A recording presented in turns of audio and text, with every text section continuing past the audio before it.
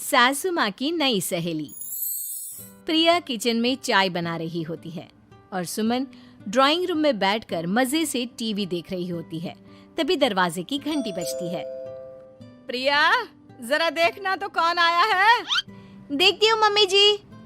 प्रिया दरवाजा खोलती है तो सामने पड़ोस वाली विमला आंटी खड़ी होती है। नमस्ते आंटी जी, कैसी हैं आप? मैं तो बिल्कुल ठीक हूँ बेटा, पर तेरी सास को क्या हुआ है? आजकल कहीं दिखती ही नहीं है। जब देखो तब टीवी के आगे जमी रहती है। अंदर तो आइए आंटी। अरे ओ दीपक की अम्मा, कहाँ हो? अरे बिमला, आओ आओ, क्या बात है, बड़े दिन बाद याद आई तुम्हें मेरी। मैं तो हमेशा ही तुम्हें याद करती हूँ, पर तुम ही गायब रहती हो और आजकल तो बाहर भी नहीं आती जाती। तबीयत तो ठीक है ना तुम्हारी? अरे तबीयत को क्या होना है, इस उम्र में तो कुछ ना कुछ लगा ही रहता है। मेरी छोड़ो, तुम ये बताओ कि क्या चल रहा है गली मोहल्ले में। तुम गली मोहल्ले की छोड़ो, चल तो तुम्हारे पड़ोस में रहा है। तुम्हारी नई सहेली आई है। मेरी कौन सी नई सहेली? मैं तो यहाँ बस तुमसे बातचीत कर लेती हूँ या फिर बाजू वाली शर्मा की बहू से दो चार बातें कर लेती हूँ। इसीलिए तो कहा कि तेरी नई सहेली आई है। अब कोई पड़ोस में आया है तो बात तो होनी ही है। कम से कम इसी बहाने हमारा भी एक ग्रुप बन जाएगा। फिर सब मिलकर अपनी बहुओं की शिकायतें किया करेंगे। दोनों हंसने लगते हैं। तभी प्रिया चाय लेकर आती है और सामने टेबल पर रख देती है। दोनों चाय पीती हैं और बातें करते हैं। चलो मैं चलती हूँ, अब कल मिलते हैं। राम राम। अगले दिन प्रिया किचन में कुछ काम कर रही होती है और सुमन आराम से सोफे पर बैठकर मटर छिल रही होती है। तभी डोरबेल बजती है। प्रिया दरवाजा खोलती है तो सामने उनकी नई पड़ोसन खड़ी होती है। जी, आप कौन? मैंने पहचाना नहीं। नमस्ते बेटा, मैं शारदा, आपके बगल वाले घर में अभी 2-4 दिन पहले ही शिफ्ट हुए हैं। ओह अच्छा। नमस्ते आंटी, अंदर आइए ना आप। देखिए तो मम्मी जी, आज कौन आया है। इतना कहकर प्रिया किचन में चाय बनाने चली जाती है। नई पड़ोसन को घर पे देखकर सुमन थोड़ा हैरान हो जाती है। नमस्ते बहन जी, मैं शारदा, आपकी नई पड़ोसन। अच्छा, आप हैं हमारी नई पड़ोसन। आइए आइए, और बताइए कैसी हैं आप? जी बिल्कुल ठीक हूँ। वो दरअसल घर पर छोटी सी पूजा रखवाई थी, बस उसी का प्रसाद देने चली आई। सोचा इसी बहाने नए पड़ोसियों से भी मुलाकात हो जाएगी। ये तो बहुत अच्छा सोचा आपने। सुमन प्रिया को आवाज लगाती है। अरे ओ बहू, जरा चाय पानी का तो आके पूछ लो। ये आजकल की बहुएं भी ना, जब तक बोलो नहीं तब तक कुछ नहीं करेंगी। आई मम्मी जी। प्रिया चाय लेकर आती है। दोनों बैठकर चाय पीती हैं और खूब सारी बातें करती हैं। अच्छा बहन जी, अब मैं चलती हूँ, फिर मिलते हैं।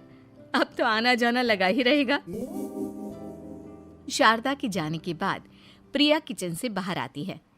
क्या बात है मम्मी जी, आप दोनों को देखकर तो लगा ही नहीं कि पहली बार मिल रही हो। आप दोनों तो बिल्कुल बिछड़ी हुई सहेलियों की तरह बातें कर रही थी। अरे जब दो औरतें मिल जाती है ना, तो बातें अपने आप ही निकल आती है। अब तू अपने काम पर ध्यान दे, बातों पे नहीं। ऐसे ही कुछ दिन बीत जाते हैं। अब सुमन और शारदा अच्छी सहेलियां बन गई होती हैं। दोनों एक साथ मंदिर जाती, मार्केट जाती और कभी कभी तो विमला भी इनके साथ मिलकर खूब हंसी ठिठोली करती।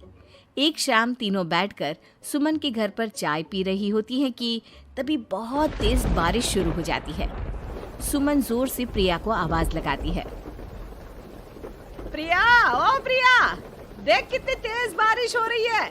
जाके छत से सारे कपड़े ले आ, नहीं तो सब भीग जाएंगे। सुमन 2 बार आवाज लगाती है लेकिन प्रिया का कोई जवाब नहीं आता।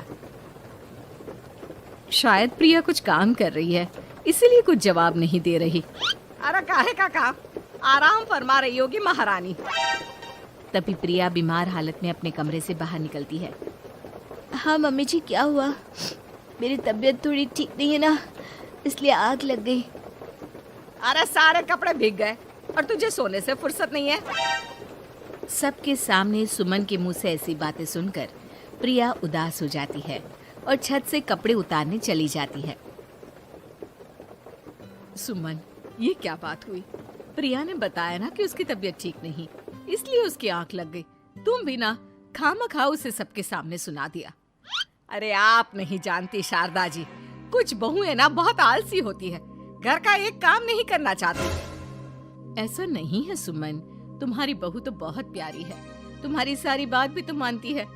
हाँ सुमन, तुम प्रिया के बारे में ऐसा क्यों सोचती हो? मेरी भी दो बहुएं हैं, लेकिन मैं उन्हें अपनी बेटियों की तरह रखती हूँ। आखिर वो भी तो किसी की बेटियां ही है ना। और अगर तुम ऐसा ही व्यवहार करोगी तो एक दिन प्रिया भी तुम्हारे साथ ऐसा ही बर्ताव करेगी। शारदा और विमला की बातें सुनकर सुमन की तो बोलती बंद हो जाती है। वहीं प्रिया भी बाहर से सारी बातें सुन रही होती है। अरे मैं कोई उसकी दुश्मन थोड़ी ना हूँ, मैं भी उसकी माँ हूँ, लेकिन कभी कभी सास बनना पड़ता है, नहीं तो बहुएं हाथ से निकल जाती है। देखो सुमन, ये सब सोच का फर्क है। अगर तुम ये सोचोगी तो कभी प्रिया को अपनी बेटी नहीं बना पाओगी। इतना कहकर शारदा और विमला वहां से चली जाती हैं और सुमन अकेले बैठकर उनकी बातें सोचने लगती है। अगले दिन प्रिया और दीपक अपने कमरे में बैठकर बात कर रहे होते हैं और सुमन उनके कमरे के बाहर कुछ काम कर रही होती है और उन दोनों की बातें सुन लेती है। दीपक, तुम्हें पता है हमारे पड़ोस में जो शारदा आंटी है ना, बहुत अच्छी हैं। अच्छा, ऐसा क्या हो गया जो तुम्हें वो इतनी अच्छी लगने लग गई? कुछ खास नहीं, बस कल जब मम्मी जी मुझे सबके सामने सुना रही थी तो शारदा आंटी ने मेरा साथ दिया। मैं तो सच में हैरान ही रह गई थी जब उन्होंने मम्मी जी को मुझसे ऐसा बर्ताव करने के लिए मना किया। अच्छा, फिर क्या हुआ? होना क्या था, शारदा आंटी तो मम्मी जी को समझा ही रही थी कि बहू को भी बेटी की तरह ही रखना चाहिए, लेकिन मम्मी जी तो मम्मी जी है ना, उन्हें तो मुझ में हमेशा कमी ही दिखती है। काश मुझे भी शारदा आंटी जैसी सास मिली होती जो मुझे भी अपनी बेटी जैसी समझती। सुमन ये सब सुनकर बहुत उदास हो जाती है और वहां से चली जाती है। प्रिया की बातें सुमन के कानों में बार बार गूंज रही थी। उसे बहुत शर्मिंदगी महसूस हो रही थी कि उसने प्रिया के साथ बहुत गलत किया है। अगले दिन सुमन शारदा और विमला को बुलाती है। क्या बात है सुमन, आज तूने ऐसे अचानक क्यों बुलाया? सब ठीक तो है ना? हाँ, सब ठीक है, तुम दोनों बैठो तो सही। तब तक दीपक और उसके पापा भी आ जाते हैं। प्रिया, तुम भी आ जाओ। क्या हुआ मम्मी जी, आपने बुलाया? हाँ प्रिया बेटा, मैं आज सबके सामने तुमसे माफी मांगना चाहती हूँ।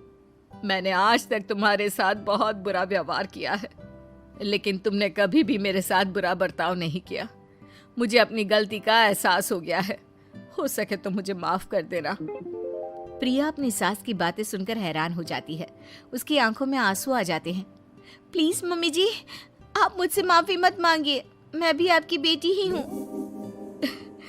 वैसे एक थैंक यू तो मेरी नई सहेली को भी बनता है, जिसकी वजह से मुझे मेरी गलती का एहसास हुआ। शारदा बहन, आपका बहुत बहुत शुक्रिया जो आपने मेरी आंखें खोल दी। अरे क्या सुमन, तुम भी ना। तो फिर इसी बात पर चाय और पकोड़े हो जाए? हाँ, क्यों नहीं।